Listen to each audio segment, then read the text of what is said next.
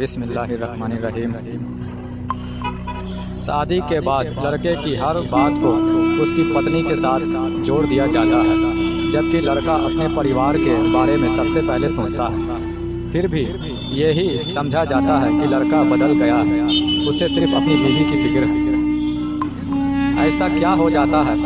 کہ شادی کے پہلے بھائی اپنی بہنوں سے کچھ بھی کہے تو بہنیں کو برا نہیں لگتا، پر شادی کے بعد کچھ کہے تو لگتا ہے کہ ان کی بھابھی نے بھڑکا دیا ہے۔ شادی کے بعد ایسا کیا ہو جاتا ہے کہ لڑکا پریوار کے لیے سب کچھ کرے، پھر بھی اسے شادی کے بعد یہ بول کر تانے دیے جاتے ہیں کہ بدل گیا ہے وہ۔ میرے بھائی، ان چکروں سے نکلیں۔ اس ٹائپ کے اسٹیٹس ڈالنے سے، فوٹو لگانے سے مسئلہ حل نہیں ہونے والا، لوگ سدھرنے والے نہیں، سمجھیں؟ اس ٹائپ کے اسٹیٹس اگر ہم لگاتے ہیں یا اس ٹائپ کے ہم شعر و شاعری لگاتے ہیں کہ اگلا سنے گا، دیکھے گا، پڑھے گا تو سدھر جائے گا، تو لوگ سدھرنے والا نہیں ہے۔ ان چکروں سے نکلیں، ایسا کچھ ہونے والا نہیں ہے۔ یہ معاملے، یہ مسئلے ہر گھر کے ہیں۔ اگر واقعی کچھ اچھا چاہتے ہیں، واقعی لوگوں کو سدھارنا چاہتے ہیں، اور اگر واقعی چاہتے ہیں کہ یہ سوچ، یہ خیالات لوگوں کے دل و دماغ سے نکلے اور انسان بنے، اس طرح کا حرکتیں جو من میں لوگوں کے چل رہی ہے، اگر آپ چاہتے ہیں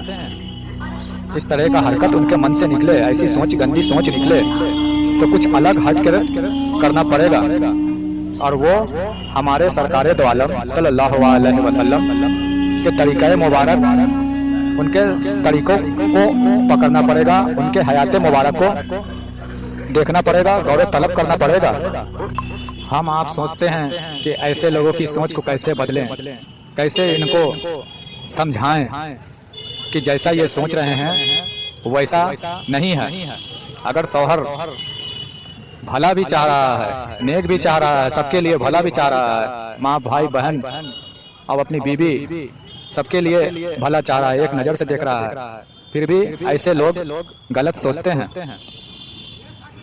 تو اگر ہم آپ چاہتے ہیں کہ ان کو سوچ کو بدلیں، تو کچھ اور راستہ ہمیں اپنانا پڑے گا۔ ان کی گندی سوچ کو، ایسے نچلے درجے کی سوچ کو بدلنا پڑے گا، اور وہ بدلنے کا راستہ ہمیں کہاں سے ملتا ہے؟ تو وہ ہمیں ملتا ہے سرکار کی تعلیمات سے، وہ ہمیں ملتا ہے ہمارے سرکار دو عالم صلی اللہ علیہ وسلم کی حیات طیبہ سے۔ اب رہ گئی بات کہ سرکار کی تو تعلیمات بھی ان لوگوں کے بیچ میں شیئر کرتے ہیں، ان لوگوں کے بیچ میں سرکار کے حدیث بھی بیان کر دیتے ہیں، پھر بھی اثر نہیں ہوتا۔ یہ بھی سوچنے والی بات ہے۔ حدیث بھی بیان کر دیتے ہیں، سن بھی لیتے ہیں، اور سرکار کے حیات طیبہ کا ذکر بھی کر دیتے ہیں، وہ بھی سن لیتے ہیں، لیکن ان کے اوپر اثر کیوں نہیں ہوتا؟ یہ سوچنے والی بات ہے، یہ سمجھنے والی بات ہے کہ اثر کیوں نہیں ہوتا، کیا وجہ ہے کہ اثر کیوں نہیں ہوتا؟ میرے بھائی، اتنا جان لیں کہ یہ فتنوں کا دور ہے، اور کیسے ان لوگوں کے اوپر حدیث کی باتیں، سرکار کی حیات مبارک بیان کریں گے تو اثر کرے گا ان کے اوپر، کیونکہ یہ فتنوں کا دور ہے۔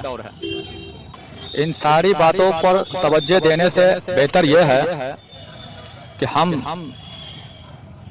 شوہروں کے لیے کہہ رہے ہیں کہ جتنے بھی شوہر ہیں، ان ساری باتوں پر توجہ دینے سے پہلے سب سے بڑی بات یہ ہے کہ اس بات پر توجہ دیں کہ ہم مومن کیسے بنیں، ہم مومن کیسے بنیں، اور جب مومن بنیں گے تو ایمان ہوگا، اور جب ایمان دل میں داخل ہی نہ ہوا ہو اور ہم آپ مومن اپنے آپ کو سمجھتے رہیں، تو ایسی باتیں سامنے آئیں گے ہی، کیونکہ مومن ہم نہیں ہیں، ہمارا قلب میں نور بن نہیں رہا، اور ہم پاک نہیں ہیں اندر سے،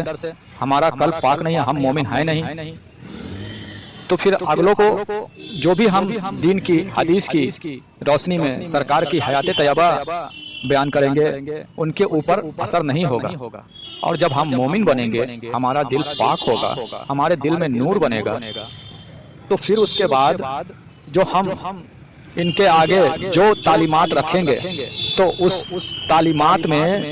نور ہوگا، اور وہ نور ان کے قلب پر اثر کرے گا، ان کے دلوں پر اثر کرے گا، گہرائی سے سنیں گے اور سمجھیں گے۔ تو بھائی میرے، پہلے ہم مومن بنیں اور اس کے بعد ایسے ایسے ان لوگوں کو بھی مومن بنانے کی کوشش کریں، کیونکہ جب ہم مومن بن جائیں گے تو ہمارے اندر بھی ایسی باتیں نہیں آئیں گی کسی کے خلاف، اور ایسی ہم کو سوچ فکر نہیں ہوگی کہ ہمارے بارے میں ایسے لوگ سوچ رہے ہیں، اور اگلا بھی اگر مومن اسی طرح بنے گا، اس کو بھی مومن بننے کی تعلیم ملے گی، تو وہ بھی اس طرح کے حرکتیں نہیں کریں گے، اس طرح کے حرکتیں وہ بھی نہیں کریں گے۔ وہ ان کے بھی قلب پاک ہو چکے ہوں گے، ان کے بھی قلب میں نور بن رہا ہوگا، دل صاف ہو چکا ہوگا،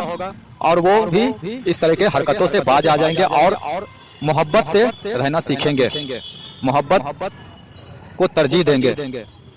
جب ہمارا دل پاک ہوا ہی نہیں ہو، ہم مومن بنے ہی نہیں ہو، تو پھر ہم چھوٹے موٹی چیزوں سے بھی بہک جائیں گے، ڈاما ڈول ہو جائیں گے۔ تو اس دور فتن میں سب سے اہم ضروری یہ ہے کہ ہم اپنے قلب میں اللہ کے نام کو اور اللہ کے ذکر کو اتار لیں اور مومن پہلے بن جائیں، کیونکہ قلب میں ایمان کا ہونا وہ اللہ سے تعلق کو جوڑتا ہے، سمجھیں؟ اور جس کا تعلق اللہ سے، رب العزت سے جڑے گا، وہ پھر ایسی باتیں کسی کے بارے میں نہیں سوچیں گے، نہیں کہیں گے کہ فلانا بدل گیا ہے تو بیوی کا غلام ہو گیا ہے، تو اس طرح کے باتیں نہیں کہیں گے، کیونکہ ان کے باتوں میں نرمی، ان کی باتوں میں محبت، میل محبت پیدا ہو جائے گی، کیونکہ رب بھی محبت کو پسند کرتا ہے، رب تعالیٰ بھی محبت کو پسند کرتا ہے، میل محبت کو، اخلاق محبت کو پسند کرتا ہے، اور وہ بھی خوب محبت کرنے والا ہے اور محبت کو پسند کرنے والا ہے۔ اگر ہم جوانی طور پر اور جسمانی طور پر نمازیں بھی پڑھتے رہیں اور تلاوت قرآن بھی کرتے رہیں، لیکن ہمارا دل جو ہے وہ اللہ سے غافل رہے اور ہمارے قلب میں اللہ کا نور نہ اترا ہو، تو ہم ایسی بہکی باتیں، ہمارے گھر کی عورتیں، ہمارے گھر کے لوگ اور گھر کے لوگ کے اڑوس پڑوس اور بھی لوگ، محلے ٹولے کے لوگ بھی اس سے ایسی بہکی باتیں، ایسی حرکتیں کریں گے اور بولیں گے۔ اور اگر قلب میں اللہ کا نور نہ اترا ہو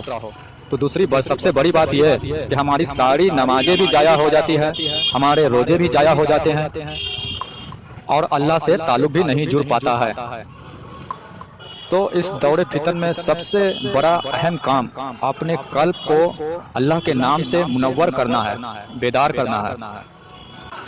کیونکہ ہدایت کا تعلق بھی اللہ نے فرمایا ہے قلب سے، کہ اللہ قلب پر ہدایت عطا کرتا ہے، اور جن کے قلب میں ہدایت نہیں اللہ عطا کرے گا، ہدایت نہیں ہوگی، تو وہ ایسے حرکتیں کریں گے ہی کریں گے۔ میں اگر غلط بول رہا ہوں تو یہ قرآن مجید کی آیت اٹھا کے دیکھ لیں، اللہ نے صاف طور پر فرما دیا ہے کہ وَمَن يُؤْمِن بِاللَّهِ يَهْدِ قَلْبَهُ، کہ اللہ تعالیٰ کے اوپر جب کوئی ایمان والا بنتا ہے، جب کوئی ایمان لاتا ہے، جو مومن بنتا ہے، تو اللہ اس کے قلب کو ہدایت دیتا ہے، اور ہدایت دے گا تو ایسی مسئلے مسائل بھی پیدا نہیں ہوں گے۔ بہت سے مسلمانوں نے، اکثر مسلمانوں نے یہی سوچا رکھا ہے کہ خود بخود نور ان کے قلب میں اتر جاتا ہے، اور جوان سے کلمہ پڑھتے ہیں تو وہ سمجھتے ہیں کہ میں نے سچے دل سے کلمہ پڑھا، لیکن بات یہ نہیں ہے، ہمیں یہ سکھایا نہیں جا رہا ہے، ہمیں علماء سکھا رہے ہیں، ہمیں ولیوں نے نہیں سکھایا، اور ہمارے دور میں کوئی ولی نہیں آیا، اور اگر کوئی آیا بھی تو دور دراز میں کوئی آیا جس کا پتہ نہیں چلا۔ مومن تب بنتا ہے انسان جب آدمی کی زبان جس طرح کلمہ پڑھتی ہے اسی طرح اس کا قلب بھی کلمہ پڑھے۔ بزرگان دین نے بھی کہا، جوانی کلمہ ہر کوئی پڑھدا، پر دل کا کلمہ پڑھدا کوئی ہو، دل دا کلمہ عاشق پڑھ دے کی جانن یار بلائی ہو۔ علامہ اقبال نے بھی کہا کہ جوان سے کہہ دیا لا الہ الا اللہ تو کیا حاصل، اور دل و نگاہ مسلمان نہیں تو کچھ بھی نہیں۔ اور قرآن مجید میں بھی آیا سورہ حجرات میں کہ قالت العرب آمنا، کہ یہ عربی بولتے ہیں کہ ہم مومن بن گئے، کل لم تکمنو، ان کو کہہ دو کہ یہ ابھی مومن نہیں بنے ہیں، ولیکن قولوا اسلمنا، بلکہ یہ کہو کہ ابھی تو مسلمان ہوئے ہیں، ولما يدخل الایمان فی قلوبکم، اور مومن تو تب بنو گے جب یہ کلمہ تمہارے دل میں اتر جائے گا، جب تمہارا دل بھی کلمہ پڑھنے لگے گا۔ وہ جو دل میں کلمہ اتارنے والی چیز ہے نا کہ دل بھی کلمہ پڑھے، وہ دل میں اتارنے والی جو علم ہے وہ کتاب ہمارے علماء کے پاس ہے نہیں۔ تو یہی وجہ ہے اس طرح کے لوگوں میں گمراہی اور بدگمانی پھیل رہی ہے، اور وہ طاقت آتی ہے اولیاء اللہ کے پاس سے، فقراء کے پاس۔ وہ اپنی نظروں سے، نظر کیمیا سے ہمارے دلوں میں اللہ کا اسم اتار دیتے ہیں، اور جب کلمہ دل میں اتر جاتا ہے تو باقاعدہ کلمہ دل میں گونج رہا ہے، اس کا احساس آپ کو ہوگا۔ یہی ہے مومن کی پہچان، وہ کلمہ آپ کے دل میں گونج رہا ہے، یہ احساس باقاعدہ آپ کو ہوگا۔